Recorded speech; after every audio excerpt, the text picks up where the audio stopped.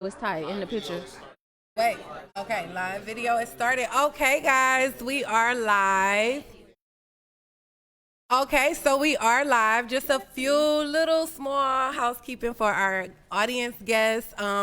Most of you, if not all of you, have been to a Girl Talk event, so it's the same swag with the podcast. I will be asking the questions to Jen and Ashley, but if you have like any input or if you have a question, feel free to shout it out. Put it in the chat. Actually, let's go to the chat right now and share so we can let all our homegirls know we in here, we talking, we live.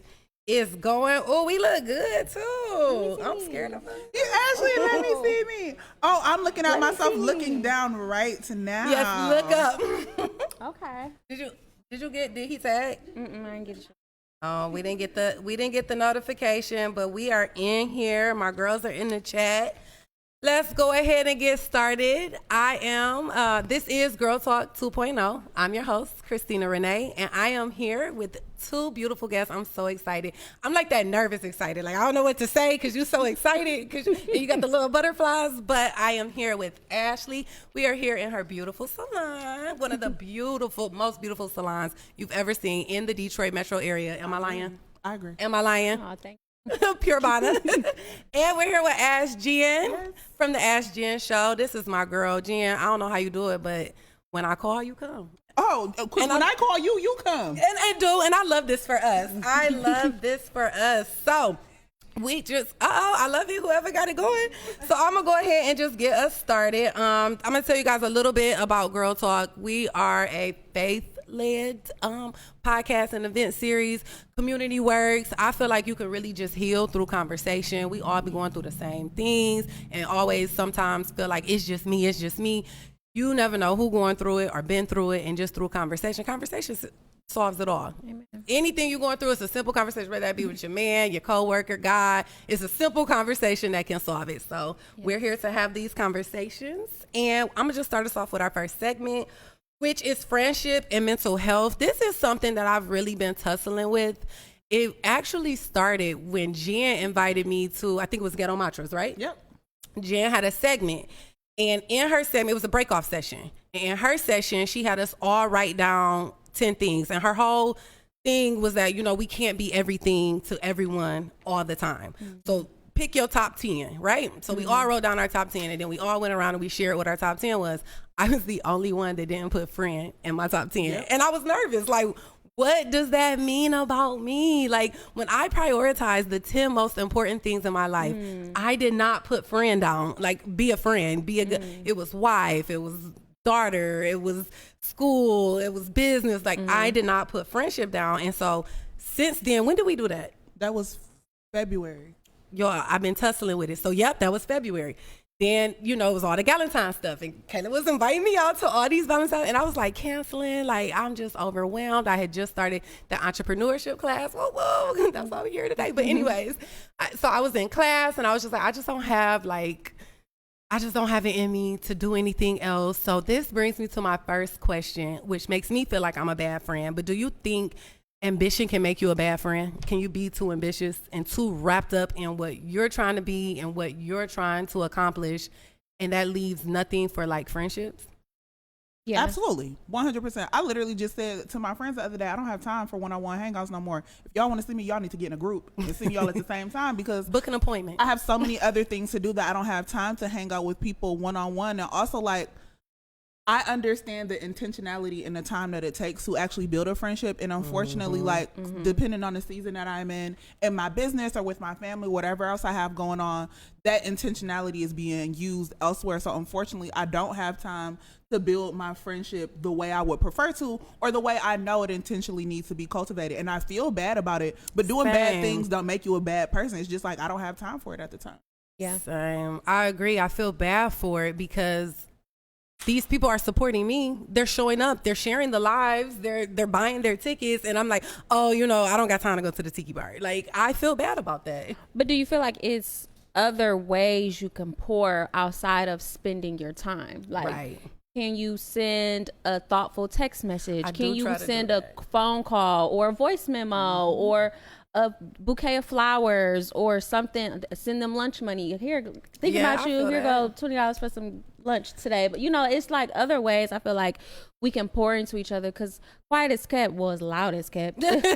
Life is hectic and it's fast. We're all moving. We're all transitioning. We all have a lot of things going on. But I think when we get caught up in that ambition, we forget there's other ways to pour outside of someone being in your actual presence. I feel And I that. think that's what people are forgetting. Like, if you know, like, your friend, or how you, like you said, the intentionality of how you used to cultivate your relationships, nothing a text message or a phone call, or like I said, a voice memo, and something to show like, I'm thinking about you, or try to do I that. love you, or I care, because you see them pouring into you. You got to pour differently. I feel it. And another thing that I've adopted, like, even though, like, when we talk about friendship and like spending that time, I don't go longer than 3 months without seeing one of my friends. It's like, okay, even if we don't see each other every day, or we don't link up for I'm like, okay, if I have not seen you in a quarter, if it is summertime and I ain't seen you since the winter, I'm like, okay, I need to make time to see you. So it's just like, oh, I don't have to do this for everybody, but it's just like, if I could just take the time out to do a lunch, or us take a class together, or meet out somewhere or something like that once every 3 months, or like, don't let more than 2 quarters go by without seeing somebody, I can easily commit to that.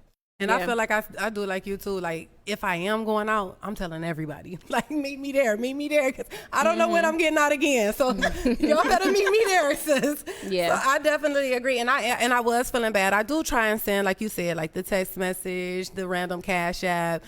But I feel like I'm in such an ambitious season right now, and I'm always asking, can you share? Can you post? Can you link? And I just start feeling like I'm not what I'm asking. Like, I want to be more of a better friend. And it just got me to thinking, like, I don't even prioritize these girls. Well, seasons. Like, when I got into my salon, I was always so used to giving. Like, I've always been a giver. I've always tried to show up for people because they show up for me. And like, my career and who I've become is built off of the backs of women who have poured into me. So I'm big on that. But when I got the salon, I couldn't pour the same way I used to. I found myself asking for help. I wasn't used to asking people for help. Like, I was used to people helping me, but actually asking and reaching out and accepting, like, the care and the I'll pay for your dinner today, or things like that. That was strange for me, because I was not used to that, because I was always used to taking care of myself and holding it down. That when I was in a season of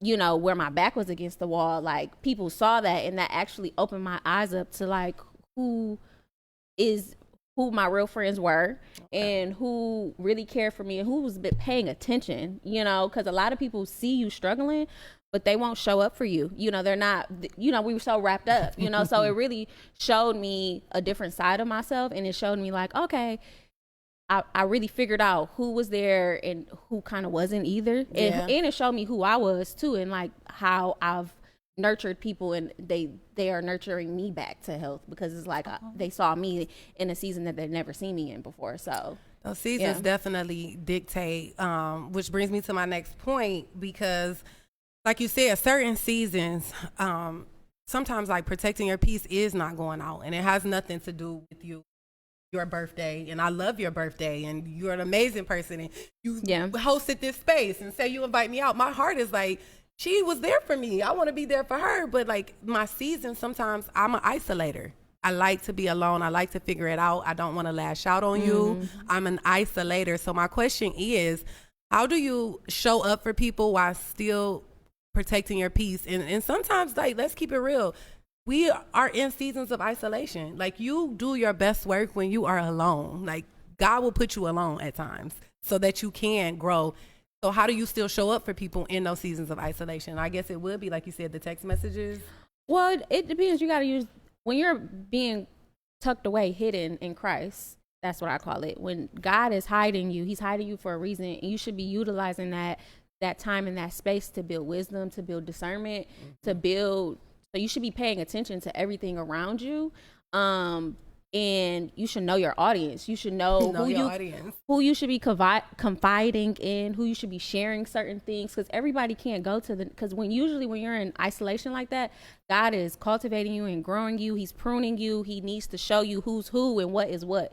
So you have to start paying attention to who's around you and who you can share, because if you start sharing too soon with the wrong person, I've been there. they can put bad seeds in the ground, like, you know, weeds. You got to do more work and pluck the weeds out. You know, I've been so there, yes. I think for me, I just try to pay attention. Like, am I isolating myself out of wisdom, or am I isolating myself out of fear of being There we judged? go. good, 'cause of what you Judged or just- seen. Also, another thing that I want to bring up, we hear all the time right now, like the cost of community is convenience. This may be controversial, but you don't get to choose how you show up for people. If somebody specifically say that they want you somewhere at a certain time, we always tell people, when you need something, ask for it. If someone is telling you what they need, you don't get to say, oh yeah, she told me she want me at her birthday dinner, but I'm gonna send her a text message instead. Yeah. That's not showing up. And unfortunately, it's just like, yes, you need to be isolated, you need to do those things, but recognize that if someone is asking you to show up in a specific way and you don't show up the way, how they feel about it afterwards is not up to you. Oh, It Jill don't even always matter. gonna bring the It don't real. even matter if your intentions was good or if you meant well or whatever you're going through. If somebody asks you for something and you specifically don't do it, how they feel about you after the fact, you don't have no control You over gotta that. eat that. And you gotta eat that, exactly. I Yeah. feel That's like- why I say you got to know your audience. And I feel like y'all both just gave me personally really good advice, because I feel like I do what Ashley said as far as like not using discernment and wisdom. Am I isolating because I'm just lazy and had a long day? Or am I isolating because, like you said, God has tucked me away and it's time for me to like gain wisdom? And I feel like when you do use that discernment, you don't end up like on the other end where it's like, you told me you would be there. You sent that to, because I have done that and I feel so bad, y'all. I think I'm a bad friend. No. I have done that. But that's another thing. I want people to understand, like, these are not things you have to hold. You can release this. You can change your relationship can with somebody at the change. same time. Yeah. Being a bad friend don't make you a bad person. You was in a season where you were not so kind and not so open. If you are open to recognizing that and accepting that, and the other person on the other side is open to moving forward, I don't think it's anything wrong with that. Sometimes you don't know better, and then when you know better, you have to do better. You have to do better. Yeah. I ain't even telling you I'm coming because I already know. No, You get what? No, but for real, be like that. I ain't even gonna lie to you and tell you I'm gonna show up. I'm not. Honesty is key. What we gonna do now? I feel like honesty and communication is just key. Like, if you respect somebody, you're gonna communicate to them what season you're Period. in. You're going to tell them communicate. and be honest. Like, look, I love you, but right now I'm fighting for my life. Hello? And I don't got it right now, but I'm gonna do my best. And then you also have to create a space to tell them also, but let me know when you absolutely need me, because then I'll know how to show up for you. You know what I'm saying? I have friends who are like, oh, why you ain't invite me to something? The last 4 times I invited you ain't come. I thought I was saving us some communication. I wasn't even gonna let you play like you was finna come. Yeah. Corey, you got a hot take? I thought I was doing you a favor. Somebody said something in the chat. Something from the chat. Shout out to my producer. Said, yes, accountability as a friend is important. We want all our girls to have ambition. Checking in is imperative. It's like, ooh, imperative. It's That's- imperative. It's imperative. attention. I'm learning it the hard way, y'all. I really do feel like it's both. It's the accountability that Jen said. That's why I'm like loving having y'all here together. But it's also, like you said, the discernment and the wisdom. Because on your list, you had all those other things. And when you Not care the about something, you friends there. tend to it. If you have a plant and you're not paying attention to it, I've killed my plants. Hey. Because I be so focused on making my breakfast, waking up. I don't got time to water that plant. So by the time I look at it and it's dying and then it's dead, it's like, I didn't tend to it. So I can't be mad that Wasn't it's even on not the growing and thriving because I'm not paying attention And to friendships it. are just so important. Like, don't nothing heal they me are. more. Like, I'm telling you, my girls come over, we'll get a seafood boil, sit around the table, no TV, no phone, just sit and talk and laugh, and like that fills me up. So I wonder why you haven't been able to. Yeah. mental. And you know what? And we kind of talked about this in the DMs. Or maybe it was Alana. I forget who I was talking to, but it was about time management.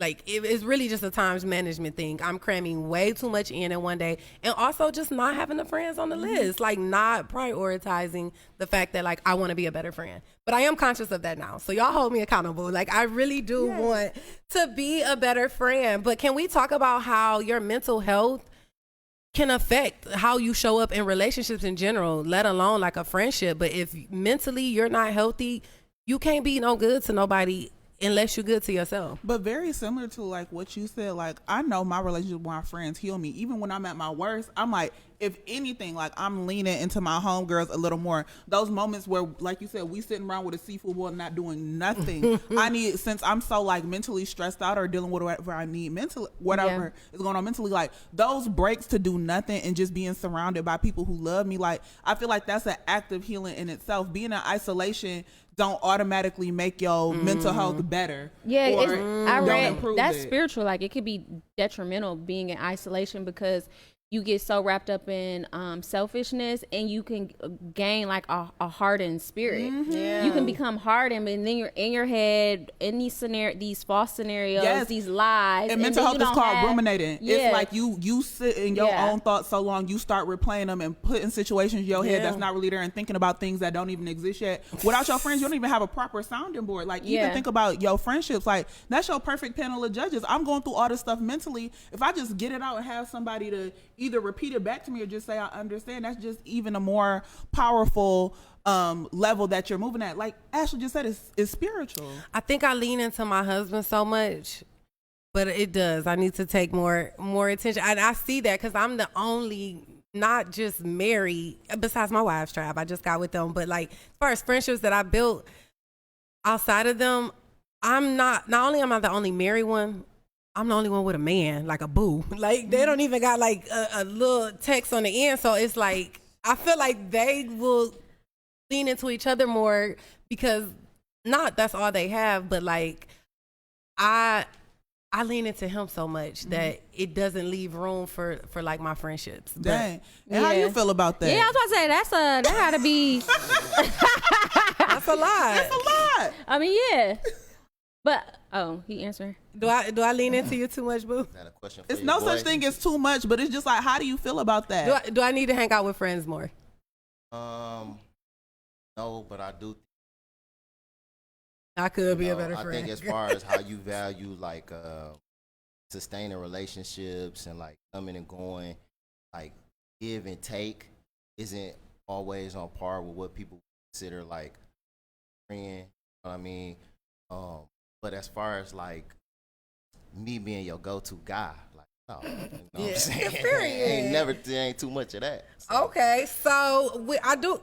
Oh, y'all had something? What? Okay. That is sweet. So something else I want to talk about is like this balanced social life. Like, is that a myth? Like, is there a such thing as a balanced social life? And I really want to ask you, Jen, because you'll be having some of the bossiest sitting on your couch. You done did Governor Whitmore. You done did our mayor candidate. You done had Mia Ray. You done had all the girls on your couch. Is there a such thing as a balanced social life? No, and all those women I've talked to, like the one like out of my mouth, but you have to understand, like when you do things, people start to perceive you a certain way, and sometimes that perception goes without communication. And also, like there is no such thing as a balanced social life. Like I think about like my daughter have dance class every week. There are weeks that I have missed my daughter's dance class. Like when I walk in, they're like, "Oh, Claire, mama here." Like it must be a big deal. Because so, like, there's so much sacrifice involved. I don't believe there's a such thing as balance. Like we just said earlier, there are certain things that need to be prioritized at a certain time. But as far as like balancing it, no. Yeah, I literally wrote no such thing. Yeah, I'm like, is that a myth? I'm actually about tired of having conversations about balance because it's no not such sustainable. thing. It's not possible. Especially There's as no an entrepreneur. That's what I Like, was like. I feel like I'm setting myself up even trying to have a balance. Like, it's no such thing. I feel like one week I'm thriving in this area and I'm lacking in another, and then the next week the part that I was lacking in, I'm showing up and other stuff is getting pushed aside. I just feel like it's just, you have to figure out what makes you happy. You have to Period. That's a bar. You have to prioritize your mental health. Yeah. So there's weeks where I'm gonna be cooking every single day, and then there's weeks where I'm gonna go buy a pizza because I don't feel like it, and I worked my butt off today, and I just want to go home and chill on the couch. I don't want to have to be in the kitchen for 2 hours cooking like this week. Like, and it's gonna be weeks where I'm spending more time with my son, and then but then it's sacrifices, like you said. If I'm spending more time with my son, that means in some areas lacking, I may not have as many clients, or I'm deciding to take a Saturday off of work so I can make it to a basketball game instead. So it's no such thing as balance. You just got to do the best you can when you have the time to, and when you notice that it needs the care and the time from you. So manage your time and hope everybody understands. yeah, That's all you can do. I like that though, Ashley. I'm putting that in my pocket. Like, do what makes you happy. Because I do think when you're prioritizing all these things that will make other people happy, you're not, the balance is the happiness. Like that's the balance in it. Because like you said, there's always going to be something to do. Like somewhere somebody to told me go. one time, like, you a mom, but you be living your life. And I'm like, because if I'm not happy, if I'm not thriving, if I don't feel good about myself, I can't show up properly for my son, for my friends, or for my business. I have to, like, yes, thankfully, I'm so blessed to have a loving, supportive family since my son was born. I was a baby with a baby, out every weekend, broke, nothing, no money, but I was living life, and I had all these great experiences to shape my personality and to help me grow because I had a good support system. Did that mean I was a bad mom? No. Absolutely not. No. Also, I don't believe you can be a good parent without being a happy mom. Like, there are moms who are 100% happy being up under their kids all day, and they kids is being with them all 100% all the time is what makes them happy, and that is fantastic. I love that for them, but that is not for me. Yeah. So like, I have to prioritize like going out with my friends and doing things I want and watching. Like I said, the only reason why I started Ask Jen is because I did so many amazing things before my daughter was born, and I didn't want her to only be able to talk about my mom did all this cool stuff before I was born. I started my brand because I wanted my daughter to be able to talk about me present day in a way that is fantastic and dynamic, and that comes with building life experiences, and sometimes those experiences are outside of my house, and I hope that she understands that I'm really doing this so I can just be able to create something greater. And again, so her mama don't have to be no lame, like low key, like Don't nobody want a lame mama. My daughter's teacher can Google me, and a video of me and the governor will pop up. How many other moms in the class is doing that? Exactly. Not me. I had to do it. Period. But if you Google me, I'm sitting next to the girl who did. Don't Google me. Look, I love it though. So, no, I think that's really, really good. Like what Ashley said, like balance. Like, Jen, we done having that conversation, but balance is like what's making you happy. And some days it is staying at home, lighting your candle, deep cleaning your house, cleaning them boards. Other days it's out with the girls. Oh, and then let me say this. So my favorite place is in front of my man. The other like cost of balance is honestly like financial freedom. There's days I'm like, my house is a mess. Financial I don't freedom. feel like cleaning my house. I can pay somebody to clean my house. There are days I'm like, I don't want to cook. I'm paying somebody to do meal prep. There are days like, you know what? I don't feel like going to the grocery store. I want to cook this grand, beautiful meal, but don't want to go to the grocery store. I'm paying for Instacart. You got that financial freedom. You can buy you some balance. Financial freedom is to the be one. bought. Balance is not something that you have or sustain or cultivate. You can pay for it. But I though. think people are making themselves more frustrated and making life way harder than it actually has to be, because everybody's trying to live in this, think it's this perfect world and this aesthetic and yes. all these things where it's just like you're frustrated or you're battling things mentally or you feel like you're not doing enough because you're not prioritizing yourself first and foremost, and you're not doing the things that like make you feel obligated, like you're operating from possibly a place of like people pleasing a little bit because you're trying to please everybody else except for yourself. And you're frustrated because you don't know how, you're not learning how to cultivate a life that sustains you first, because you're the driver in, like not you and the driver in the seat, but you are the machine. Like if you're not doing the things that help you and give you joy, then you are going to be frustrated. You can end up lost quick. Myleik Teal, one of her podcasts, something that she said is, how often do you find yourself chasing things and you never stop to ask yourself, why do I even want this? Like, do I really want this? It's just like, is this something that I think I'm supposed to have or something that I think I'm supposed to be doing, or do I really want this? That's we need to be asking ourselves that a lot We more. really do though, because this is what I was about to say, bring me to my next point. It's overstimulation, honestly, because we get on TikTok and we're stay-at-home moms, and then we go on Instagram and now we're travelers, and then we go on Facebook and now, we're comedians and we're in with the tea, and it's like social media really does, and I know we hate to admit it, but it does kind of play a role like on our moods. No, it doesn't. It's literally documented as psychology. Right, it's psychology.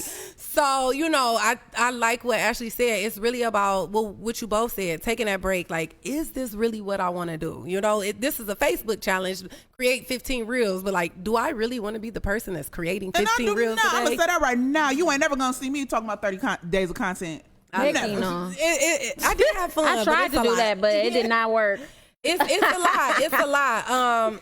And I talked with Ashley about this, and I kind of want to share with you guys as far as just being your best self. And in being your best self, for me, I felt like it was like being God's best. When you think about what God wants for you and what God would have for you, that really is the best. Like, for example, I have IBS, and if you eat certain things, my stomach hurts, I'm bloated, it affects my mood, the toxins, now you depressed. And it's like, when you know better, right? You're supposed to do better. But I don't know why. I'm going to stop and give me a fried 2-piece, knowing that that's going to, like, you know, upset my stomach, but you're just so in a rush, so in a bustle. And I was telling her, like, how frustrated I get, because some weeks I'm killing it. I'm juicing, I'm chlorophyll in the mornings, 3 times a day. We taking our walks on Pilates.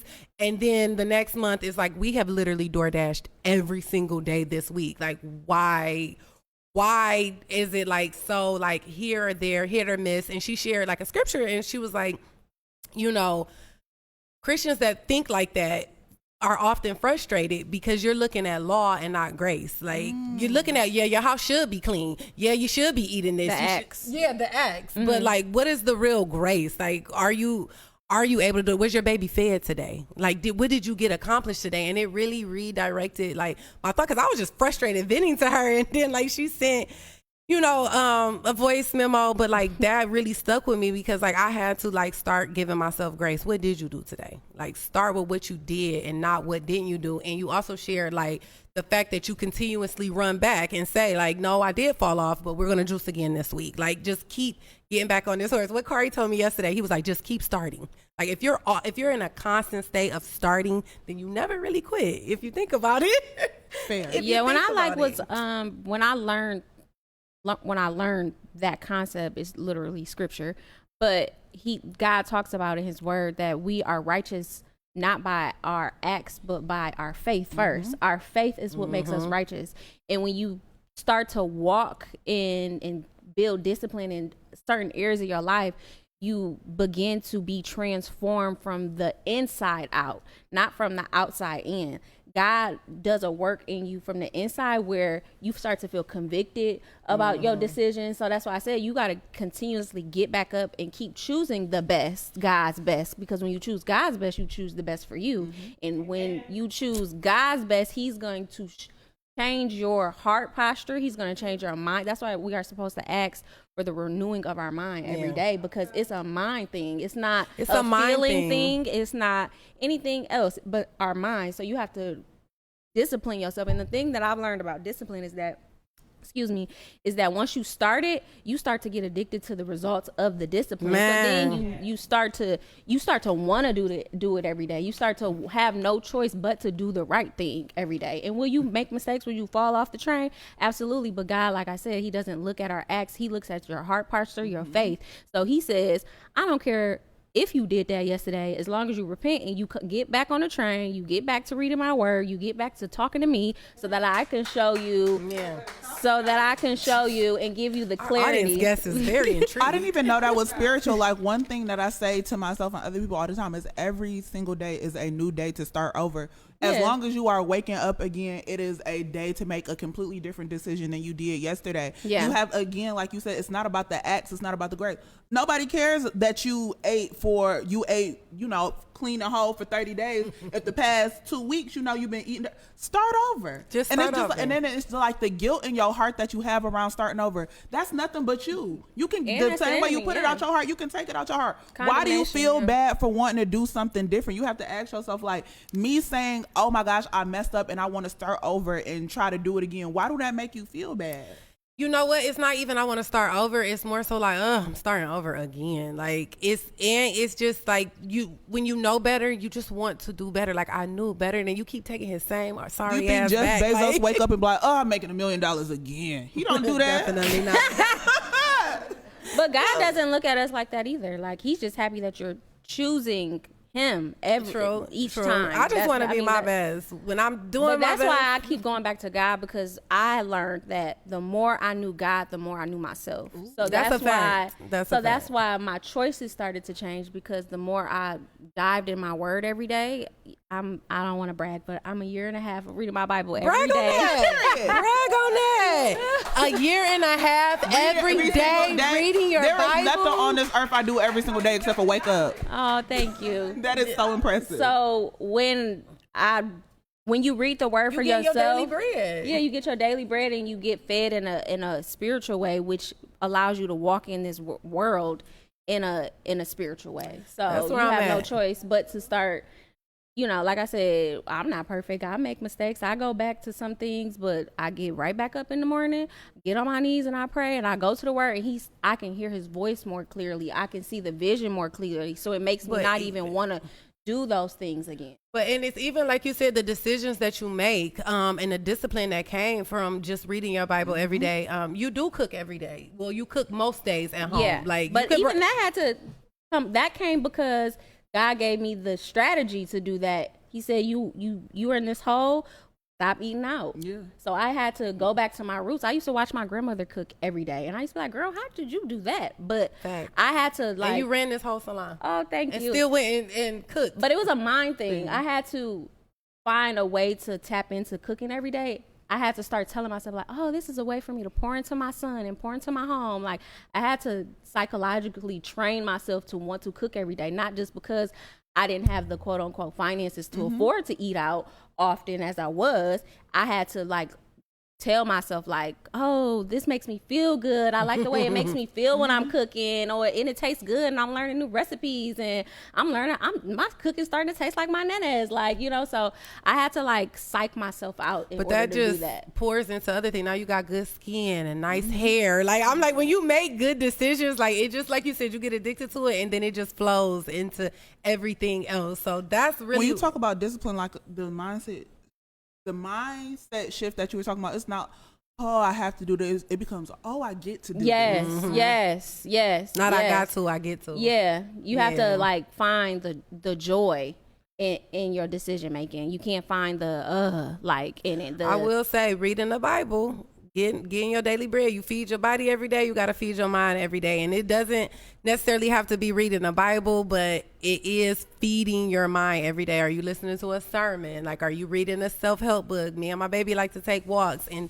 just like you said, making that decision of every single day, I'm going to feed something positive to my mind has created a different outlook. I'm liking what I see. I'm getting accomplishments. I'm doing things, like you said, it gets addicted, and you what can I do next? One thing you share about Claire, you didn't want cool things to just stop when you had your baby.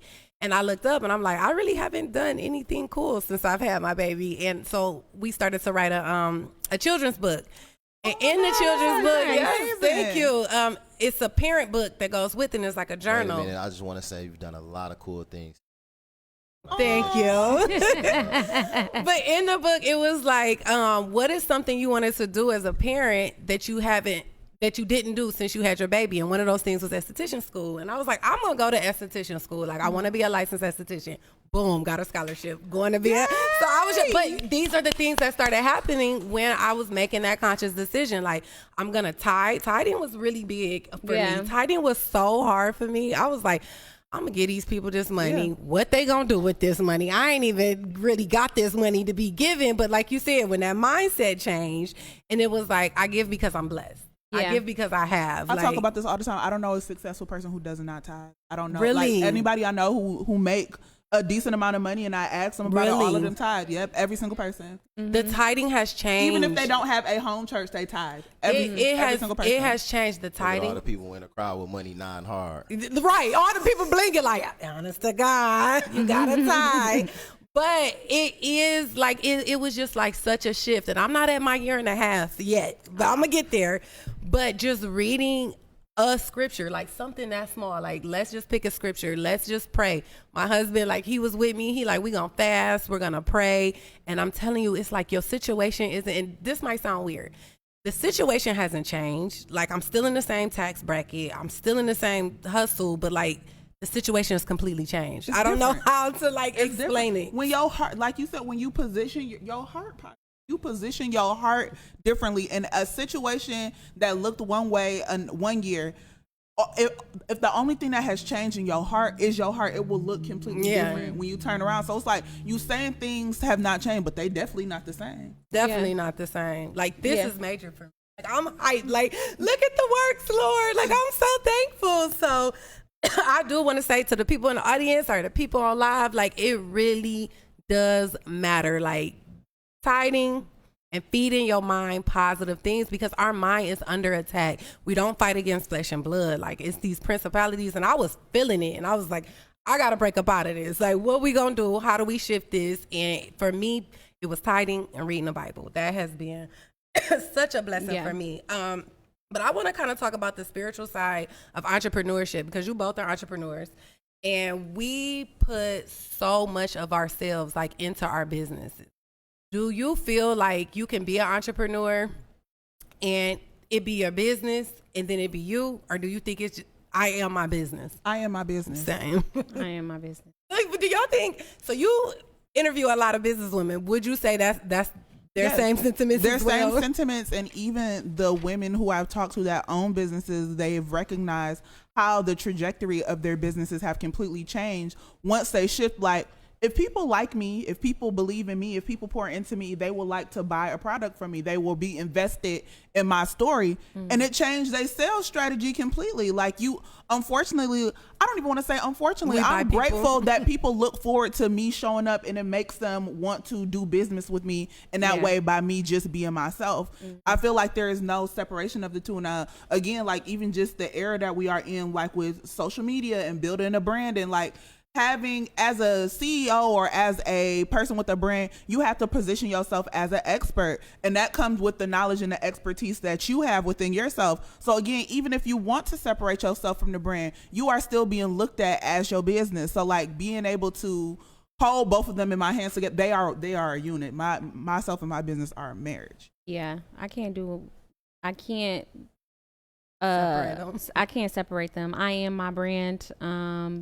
I'm my face, my personality, my expertise, the way I talk, and all the things. It's how I've cultivated my business. So especially when as people, a stylist, as a like service, as a service provider at this point, people are coming to see me as well as get the service. So I've learned with my business, once I started offering an experience and not just a service anymore, I'm doing so many things before they even get to see their hair that they've enjoyed me, because I've created this space. I'm the vibe, right? Like, I'm the so vibe. by the time I turn them around and they see the end result, I'm already it's happy. just the cherry on top, because it's like I've already, I expected you to do my hair good. Which is so Yeah. crazy talking to you guys, because we have been in those situations where it's like you don't feel like you're getting that customer service, and it's like you still have a business, you're still successful, but I don't feel like, I have always been in the service industry and felt like people were like pouring and giving me an experience. Well, that's what differentiates me from a lot of people. That's what sets me apart.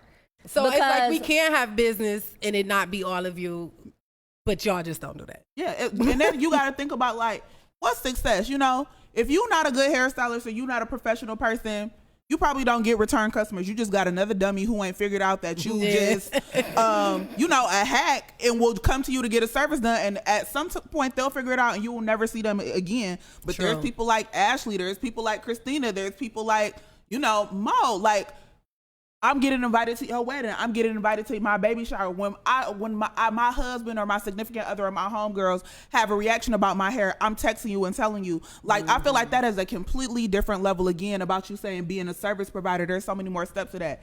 I feel like anybody with some talent can get somebody into their chair. Anybody with a talent for Wi-Fi, because you need that social media page. Ain't nobody telling them about you with word of mouth. Anybody with some hands that's good and some Wi-Fi can get some clients. But cultivating real relationships and making people feel like you are a part of their life, the women who fit you into their budget every month, Like, those are the types of relationships that I feel like real service providers value. And if you are separate from your business, like I said, those are not the type of clients that you're going to be getting. And then again, like, the relationship won't be there. I seen the numbers change when I changed my concept. See? I went from a 4-figure hairstylist, monthly hairstylist, to a 5-figure for the past 2.5 years, nonstop, no missed month. I've made 5 figures every month, if not 5, close to the 5.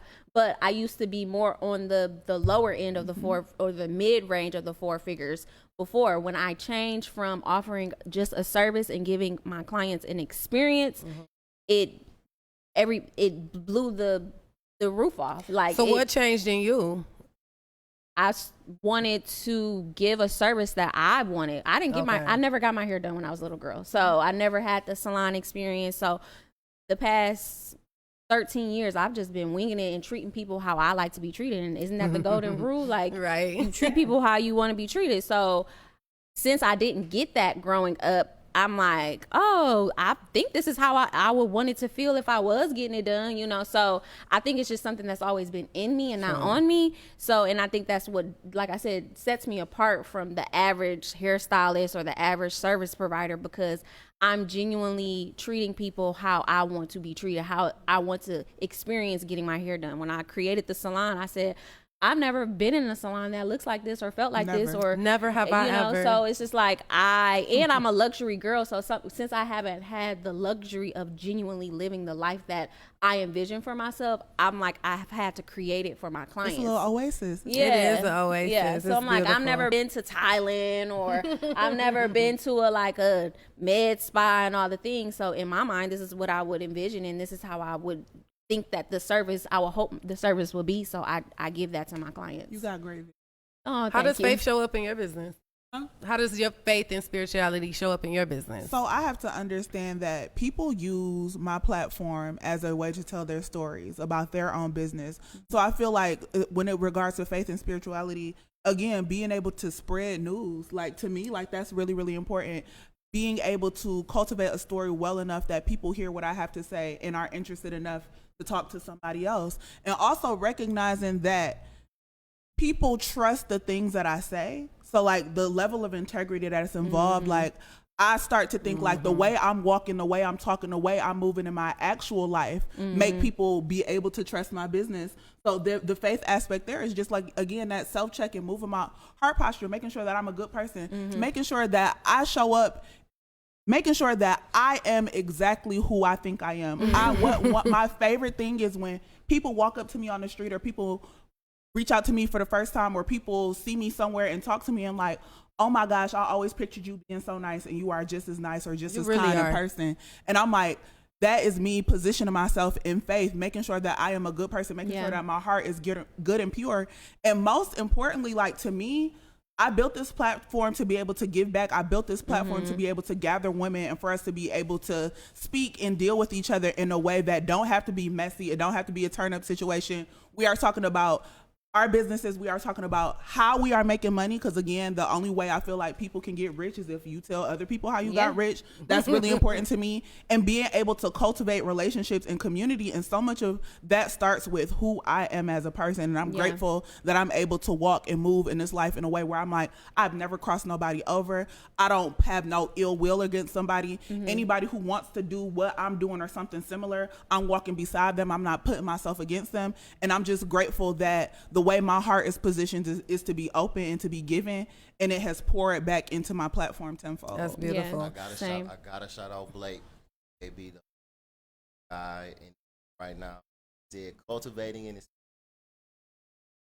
Yeah, I love that. So I would say for me personally, the way like faith shows up in my business is I feel like I have to go through the works. I feel like I go through certain experiences so that other women don't feel alone, or so that they have the resources when they're going through it, or so that they have a shoulder to lean on. A lot of times, some of my best shows, some of my best events are always followed by like some of my hardest tests and my hardest times. And it is kind of like how you guys said, when I start going through things and I start seeing the signs and I start seeing the tests, I start getting excited because I'm like, okay, what's next? Like, we about to level up. I really feel like with Girl Talk, I want us to be a resource. I want to be able to say, hey, I might not know somebody, but I know somebody who knows somebody. And like you said, we're not going to get rich if we're hiding resources. If you're rich, tell me how to get the money. Like, let's get there. And one thing has been like you said, all my rich friends is tithing and reading their Bible. So that's one. Put that in your pocket. But at the same time, I do feel like I want you all to have everything that I have, and everything that I go through, I know is for just a higher purpose. When it comes to Girl Talk, it's literally been one of those things where like you just walk and God just lay it all out, like from the idea to being here today to any event. I never have to work hard when it comes to Girl Talk. Like, I have to work hard to be a good wife. I have to work hard to keep my house clean. I got to work hard to get my baby to listen. When it comes to Girl Talk, it's a lot of works, if that makes sense, but it's not hard. It's a lot of early mornings, late nights. It's a lot of emails. God, Zoom. If I do another Zoom or Teams, I don't know how y'all girls do it. My husband been doing that forever. Now I'm like, oh my God, y'all just sit and talk on the computer all day. Yes. I can't take it. I have no remorse. Yeah, like, he don't be Zero, crying. none. But it's like making those connections and everything so that I can bring it back to my girls. We are currently in a series now where I have made a couple connections. We're going to be doing it free. Make sure that you guys are subscribed to my Facebook because we have more events coming up. Our next event, Ashley, can I tell them?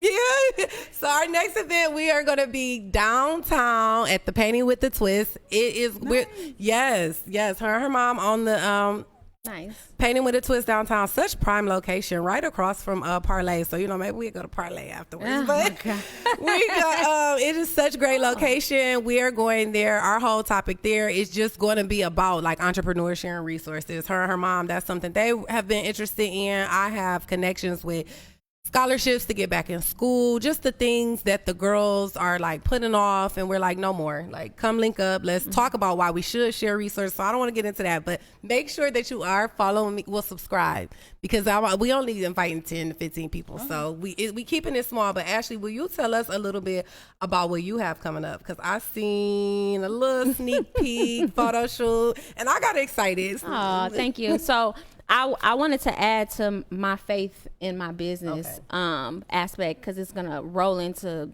my new stuff that I have going on. Yay. But I want to go deeper into faith. Like, so when I got the salon, it didn't make sense.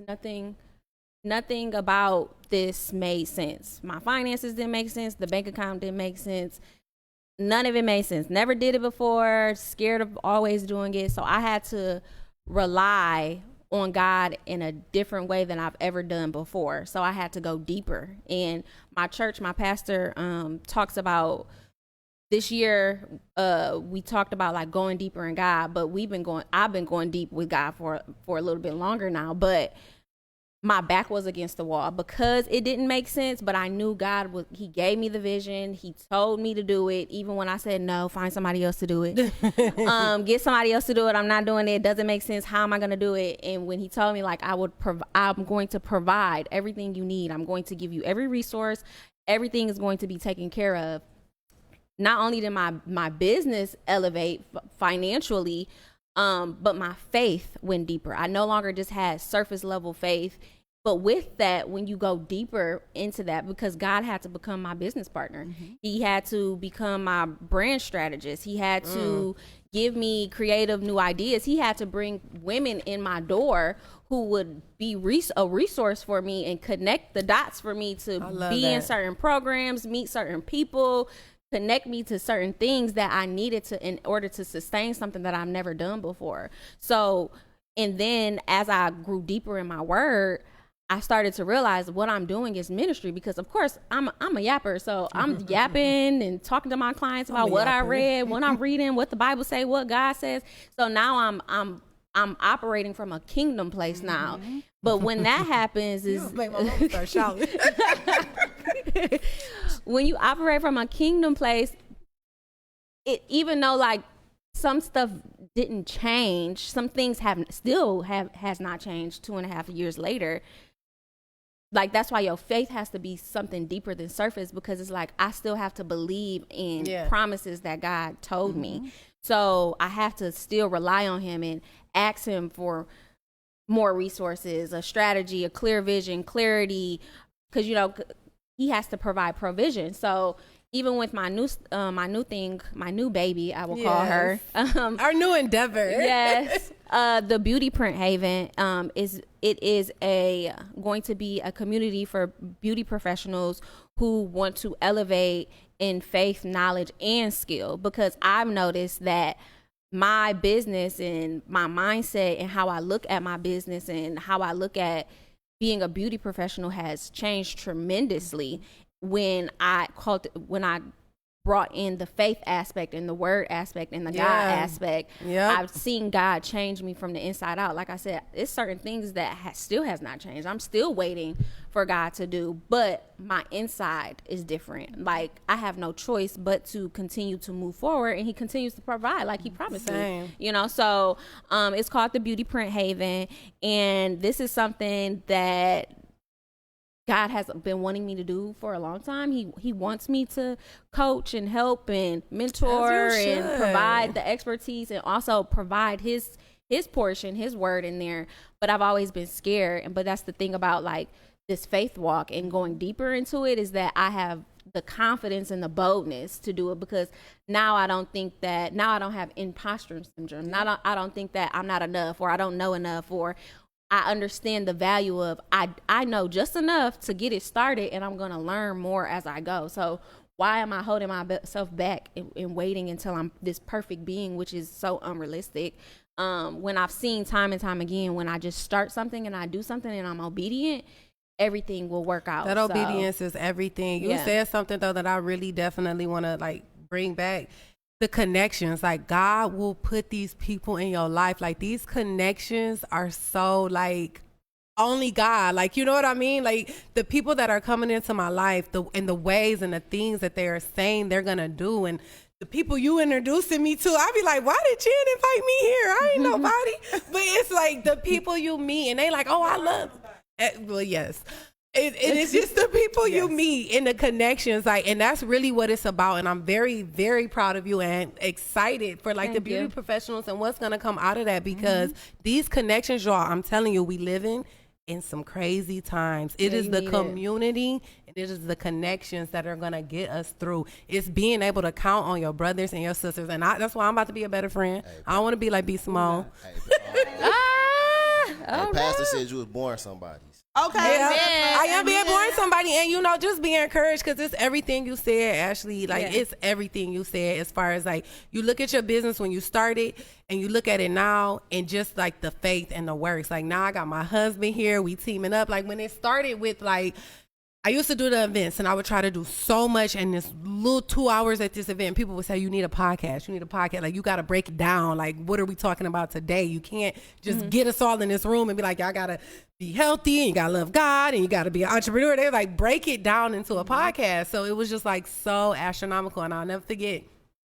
Excuse me, I'm getting emotional. No, I'm joking. I was joking.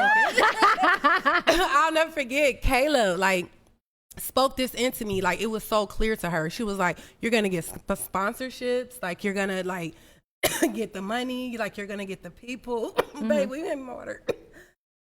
While you doing that, I wanted to add something that I recently read during my prayer time. It said that we should be measuring our success based off of how far we've come, not how much further we have to go. Right. I think that goes into my secret. Yes. Oh, what? Jen got a secret? So I've been like wrestling with this for over a year, and like so much of like the conversation that you having right now is like bringing me into this about like how far you've come. And I've started my platform in 2021. She will be 4 years or 5? 4 years this upcoming September. September. I'm done with the clubs. People could hire me to host at clubs. Like I know I'm a good time. I know I like to go out. I like to party, but I'm like, Yeah. When I talk about like the relationships I'm building and where I'm going, that space no longer serves me. Also, I like to go out and have a good time, and Yes. working at the Yes. club is not a good time. Yeah. It's like I keep myself accountable for the quality of work that I like to do, regardless of the setting. And I'm like, I have done that for Yeah. 4 years. I can stop doing it now. So I'm like, people are like, oh, it's summer, I want to book you to do this, do that. No. I'm like, no, if I love that, if I Jen. cultivate a space, it's going to be something that I'm doing intentionally. Not anybody just being able to hire me and go out. So it's just like, again, like speaking to me, and this is something that I wanted to stop doing for a year and a half, but I dealt with that imposter syndrome. Like, why not? It's easy. I get to go in, I get to get a section but it's just like, I don't want easy stuff no more, to be completely honest. I love want the that. things that I really have to work for and the things that I really feel like are valuable to what I'm building, and that just is not. And Jen, can I just say though, because that is my next segment. I was gonna give you girls your flowers, but I will say like the rooms that you're in, like the people you introduce, even the Dominique young lady, Yeah. like just literally she every But that's the single growth. every single person she puts me in front of, I'm like, you doing something, like doing big things, and everybody's one goal is let's build our community. Like, let's be one, like one body, one mind, one sound. And I asked you before, so Jen already answered this, so I'll ask you, do you think that I am naive to really believe in this community, in this village where we all look after one another and we love one another and we hold each other accountable and we give grace? Like, is that like a little immature and naive to really think that I will be able To think that everybody, that I will be able to, build this community? I mean, yeah, you're going to build a community, Okay. but Jen already told me, so I just want to hear from you. I mean, yes, you're going to build a community because who's for you is going to be for you. But you can't be naive and think that everybody, that you're Okay. going to convince everybody to come over to your way or I come to your believe there are people community. who are not movable. Like, Yeah, I believe mean, in and, that. and not even when just, I asked Jen this question, what she told me to do is just find shared value. yes. Go with your people with the So, shared value. I mean, you shouldn't want everybody. You know, you should only want the people who share same interests. Not all interests, right? Yeah. But for the most part, some interests should be shared, some values, some standards. I mean, like I said, even just operating from a godly standard. Everybody doesn't operate from a godly standard. They might operate from a self standard or a human standard, where if you people do, just then we not don't really movable. align, because what I'm going to be talking about, you're not really going to be, because you're not going to follow me anyway. Yep. So you should want, you're going to get your community, and whoever those people are going to be for you. And the people who don't come along, or even when people fall off, because, you have to prune in order to grow and bear fruit. Yeah. So I think you may be a little naive thinking that Just a little. first, you were like, absolutely. everybody's gonna come, and then if you could set yourself up for set your expectations somewhere, like you have to also prepare yourself that sometimes people are gonna fall off, and Yeah. or they're gonna find somebody else, or they may not stay as long as you want, but that leaves room for the people that are meant to come and be there. So And Christina, we in a community organizing group together. Christina is the political lead. Hey. But as you grow, like in that space, like literally, I'm telling you, like your vision for Girl Talk 2.0 will become so much more clear. Because Yeah. again, it teaches you community organizing is, again, finding those people who have those shared values and moving them forward. And I'm telling you, you're going to grow in that space. But the number one tool that they try to get us to implement is find people who are movable. People who are too far left or too far right from you literally are not going to follow you anyway. Very similar to what you said. Yeah. Find the people who at least want to grow or want to move and want to change. And if you find that one little shared little value that, they'll poke them antennas up, you'll be able to hook somebody. I feel because it. even if you plant the seeds in the people who are immovables, they may not move now, but they may remember in 10 years from now, like, oh, I remember she True. said, or he said, or whatever, the case may be. So, I mean, as long as you have the heart posture and the good intention behind what you're doing, it's nothing wrong with that. Absolutely I not. feel So, the biggest thing that I took, well, Jen, two of the biggest things I took from you when we did the wellness event with Dr. Jazz, and you said, what did you say? Have the intent of why we're here. So every event is not a picture event. Yeah. Every event is not a speaking event. Every event, like when you're go in with the intention. Why am I here? What do I want to gain? What is it that What's I'm? the purpose? What's Yeah. the purpose? So I've been moving forward with that. That's been doing good. And then share values. Finding people who just share values and linking with them and saying, how can we build? How can we grow? Because like you said, you don't want to waste time with the I mean, for me, girlies. if I thought I wanted to, if it was up to me, I'll save everybody's hair. But feel me? I'm not meant for everybody. See? You know, some people would prefer to get their hair. I think this is a thing on Instagram right now. Girls are saying they want to get their hair done by somebody. They trust someone who, when their hair is not done, because they I've seen like, that. if you got time to do your own, I mean, you don't know how to do hair for real. And I'm just like, Interesting. we are doomed. We are cooked. We so finished. But I'm like, I haven't heard that one, but that's so yeah, interesting. like for some people, because I may come in. Sometimes I wear heels to work. Sometimes my makeup is done, my hair is done. I They may love feel that. like, but it's just like the staff. This may not even be the type of place that you feel I comfortable promise you, being them people say in. that now walking up in here. or my price. Like Yeah. she costs too much. I can't afford her. But So you know- if it was up to me, I would want to save everybody's scalp. But I'm not everybody's cup of tea, and I'm okay with that because I understand that anyway. Because I know who my target market is. I know who my clientele is. I know who the people who I want to come. You know how many? The reason why I don't really have hairstylists in here is because we don't share the same. A lot of Yeah, people that's- us don't share the same value. You already see I'm set apart because of how I view service, right? And a lot of hairstylists are not there yet in their mental. So it has been hard for me to get people in here to work because they may feel like it's too bougie, or the fact that they got to go up on their prices. Nobody's going to follow them. It's a mindset thing. And I operate from a place of abundance and just believing in myself and treating people well. Everybody don't think like that. I feel that. But you know what?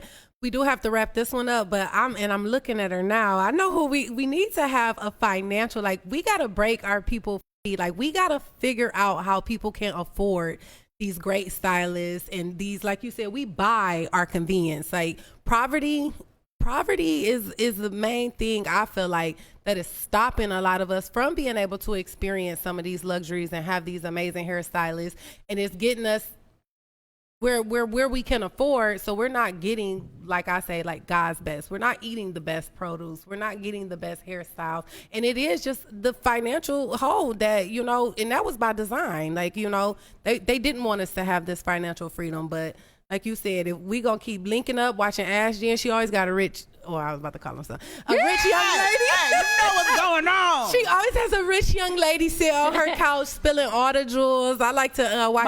My episode with Vanessa from the founder of Fancy Homebody is coming out this week. Let me spill some tea. Her husband was the first investor in her business. The first money that she took out of money from the business, and it was $100,000. Her husband poured $100,000 Period. into her business and has gotten it back tenfold. What a man, what a man, what a What a mighty good man. So yeah, Yes. so I just think like that's just definitely our next move. Just making sure, and like she said, we're on a political campaign. We have to get these resources out. There's money out there. There's resources out there. Link up with your neighbor. Link up with your homegirl. Let's clean up our credit. Credit is like one of the biggest things stopping us from being like who we need to be and where we need to be. So like that's our move.